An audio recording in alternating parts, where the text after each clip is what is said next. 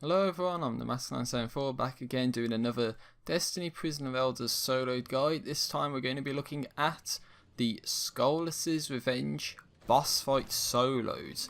Yes, the modifiers for this rotation are Catapult and Angry.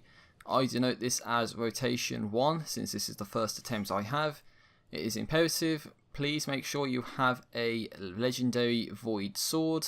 And in this case I am going to be using Icebreaker and Vision of Confluence, and also it may help to have the memory of Raidgast since that will supposedly give you extra sword ammo, and also keep in mind that some heavy ammo synths would be very helpful as well.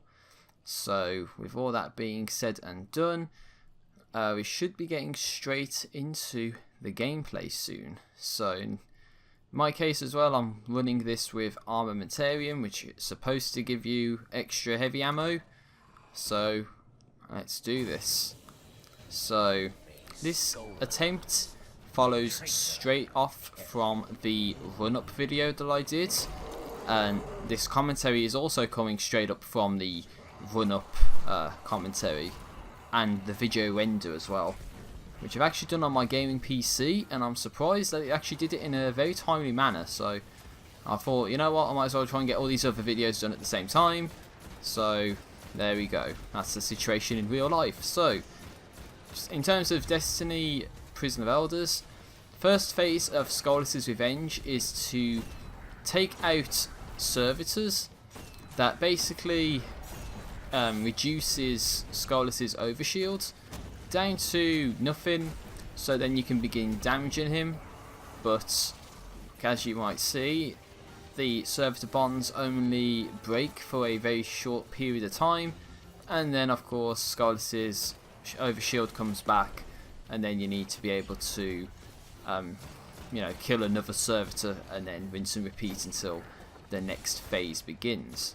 So one thing to note as well, this is my attempt at doing this, so if you see any ammo pickups lying around, then that's because that was from the pilot servitor boss fight, and possibly even the fourth round of this attempt, because believe it or not, I actually did this arena without dying once, so that's pretty awesome, I would say. So as you see, you killed the servitor, looking out for Skolas, trying to pot shot him with Icebreaker across the map, and then as you can see, he's gonna, well, as you can not see in this case, he gets his overshield back, and you'll definitely be like pea shooting him at that point. So gotta find those servitors, take them out, and begin dealing damage to Skolas as much as you possibly can, while taking out all of the other enemies as well, since they are really annoying and they do frequently spawn throughout the entire arena. So there's our servitor, so want to get after him. I think what makes this arena bad, at least this specific set of rotation modifiers, is the Angry Skull. Just had to think about it for a second. But the Angry Skull means that the enemies don't flinch even after massive damage.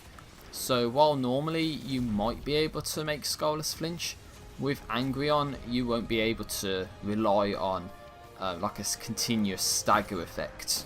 So that makes things kind of worse but kind of better simultaneously.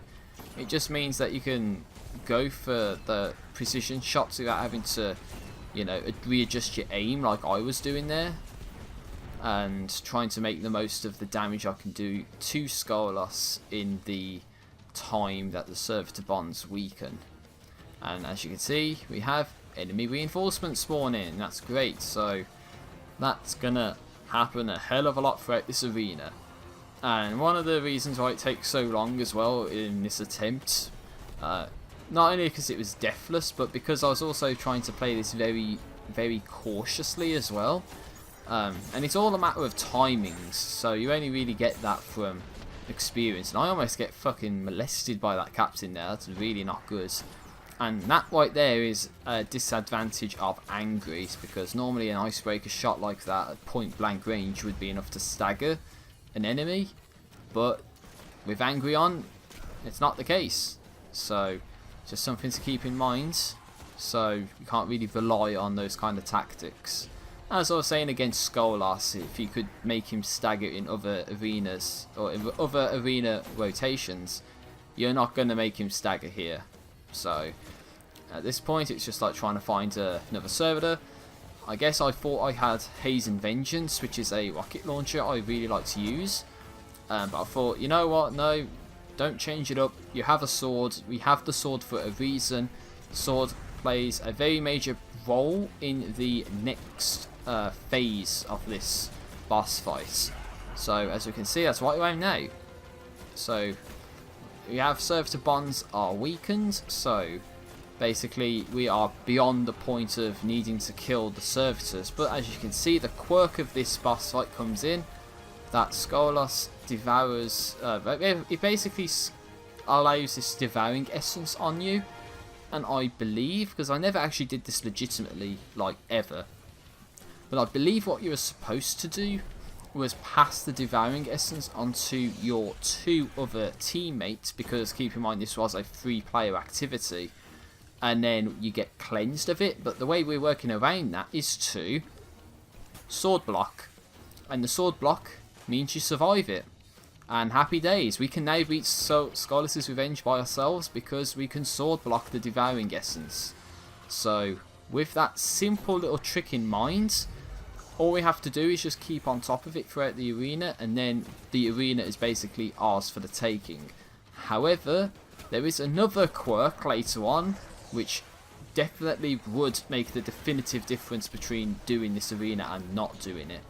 But the sword block doesn't always save you, and this is part of the problem, is that you have to make sure you have enough health for the sword block to actually make it so you can survive.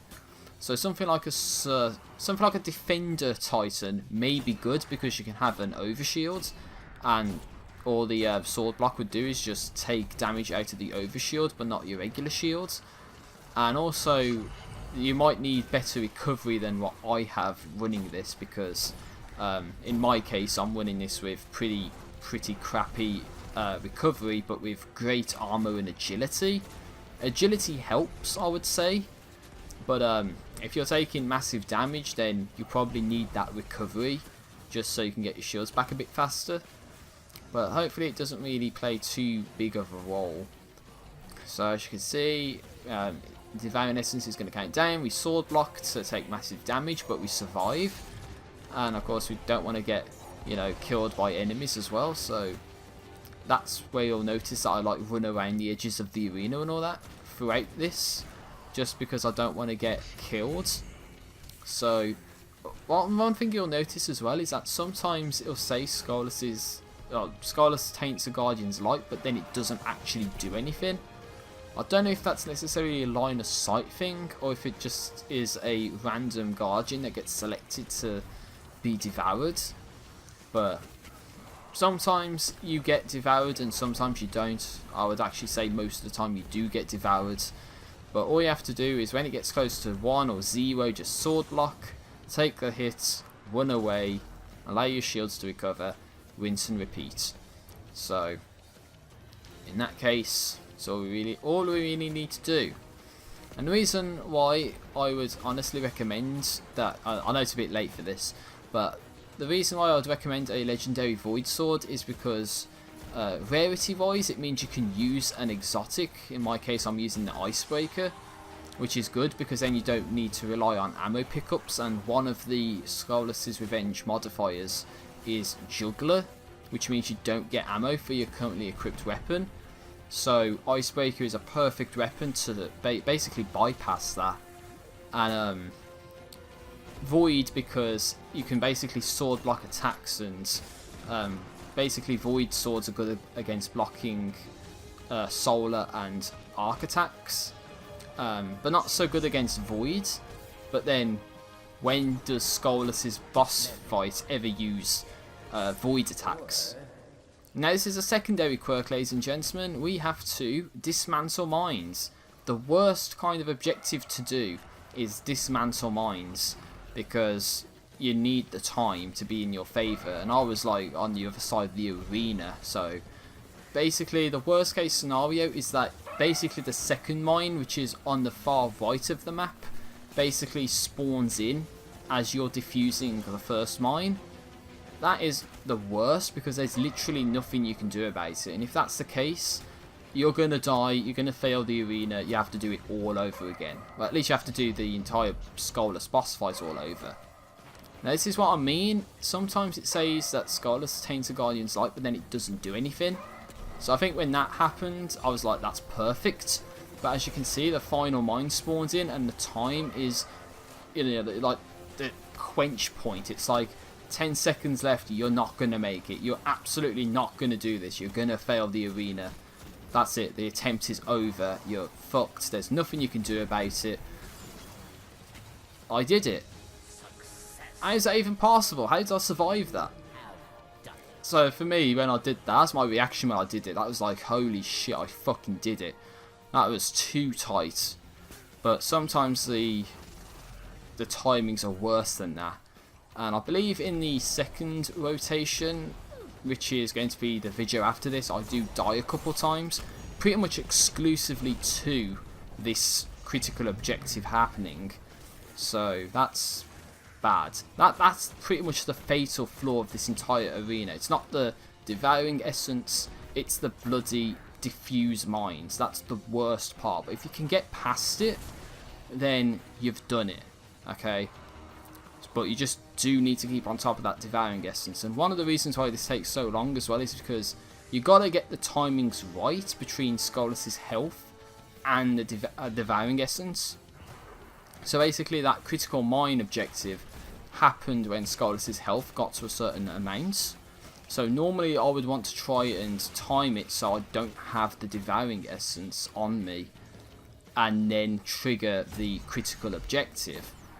So at this point, because I know the critical objective is not going to happen anytime soon, I can focus on just like killing enemies and trying to reduce Skolas' health down and all that, while keeping on top of the devouring essence. But then, you know, you can't play it too cautiously, because you're going to run out of heavy ammo, and if you don't have heavy ammo, then you're going to die because you don't have enough ammo to block the devouring essence, and that can kill you.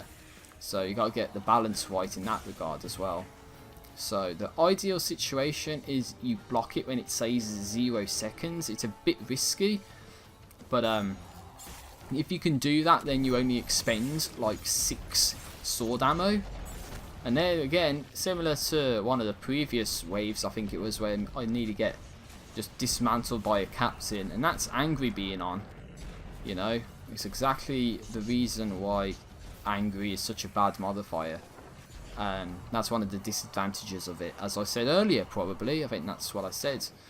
But at this point, it's just a matter of taking out some of the enemies. These vandals are going to be a pain in the ass, so take them out. And you'll see me throwing grenades more than usual, because obviously catapult's on, so make good use of grenades, use them to your advantage. And in my case, I get a speed boost if I get multi-kills with solo abilities, and then Skolas is like right in front of me, so I'm like, nope. So if you can get those solo, like, your ability kills, and I think it might be like an armor thing, and there's just this like circle where the diffuse mine was, but you know, if you can get those multi kills, then it gives you a speed boost, and then that can possibly help you when you have to run from mine to mine to dismantle the, you know, mines in the critical objective phase. And spoiler alert, ladies and gentlemen, but that critical mine objective isn't the only one we have to do in this arena. I'm not even kidding. There's a second diffuse mine that we have to do, which is shit. Now at this point, I'm pretty sure I was like, okay, I don't have the necessary heavy ammo, so what I might do is just evaluate the situation, camp out somewhere safe, and pull out a heavy ammo synth to get that heavy ammo back, to now be able to have enough ammo to basically block a few of these devouring essence attempts, which is not what you want to do. You don't want to be playing it too slowly like I am here, mostly because I want to get Skolas in a good position, take a lot of his damage down in one go, and then deal with the dismantle mine second objective without devouring essence, because I know I would not be able to micromanage dodging the enemies and the devouring essence and where the mines are going to be. So it's just a matter of trying to get an even balance between all of the factors that are there. So again, it's like, oh, Skolas, you know, taints your light, and it's like, come fucking on, dude, just give me a break. I don't want to be dealing damage to you because you're going to spawn in the dismantle mines, and I'm not ready for it. But I guess the good news is I've actually killed all of the enemies that would have spawned in the previous rave. But then the bad news is all of those enemies are going to respawn. So it's a balance. That's what you have to do. So sword block again, take the hits, get Skolas in a good spot, try and get the precision hits to do more damage. Trying to use the grenade, and then as it says there, mines must be dismantled. So I'm trying to get into a decent position between all of the mines to make it so I can basically get to any one of the mines on the extremum of the arena to get there in a decent amount of time. So as you see, I'll try and make it here really quickly. Speed boost 3 means I go a little bit faster. At this point I have to bank on the fact it's on the far right, so I run off immediately just in case it spawns in immediately. It could be off to my left, but you'd never know until you do, you know, you see it spawn in. So at this point I'm like, okay, is it going to be there? Nope, played the game wrong, gotta get to the far right instead. But this would be the ideal circumstance when the mines spawn on this kind of time delay, because then you can actually do something about it. But unfortunately, as you can see again, the final mine has already spawned in, so I've got to try and pre-run off the mine to fully dismantle it to get to this final mine in a decent amount of time. And 13 seconds means I've done it, but I could get overwhelmed and die, so just got to defuse the mine, then run off, save space, block devouring essence, and then if I can pull that off, the arena is mine. And it is at this point. Once you get to this point, after this second critical objective, if you can do it, the arena is yours. All you have to do is just defeat Skolas at this point, and then devour, you know, block any devouring essence attempts if they happen. But the thing is, you don't have any more bullshit to deal with. All you got to do is just kill Skolas. And again, it was one of those glitches where it said that he, you know, taints a Guardian's light, but then it doesn't do anything. And 2 times in a row it did it. So I thought, you know what, you know, grenade him up, super him up. He's got low enough health. Let's just take him on.